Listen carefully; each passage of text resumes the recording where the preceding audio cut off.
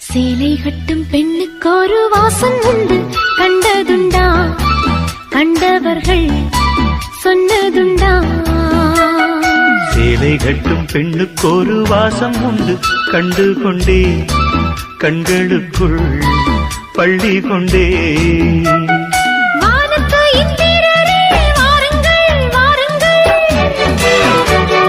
பெண்ணுக்குள் என்ன இன்பம் கூறுங்கள் கூறுங்கள்.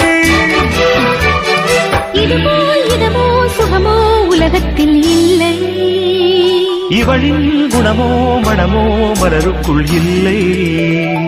சேலை கட்டும் பெண்ணுக்கு ஒரு வாசம் உண்டு, கண்ட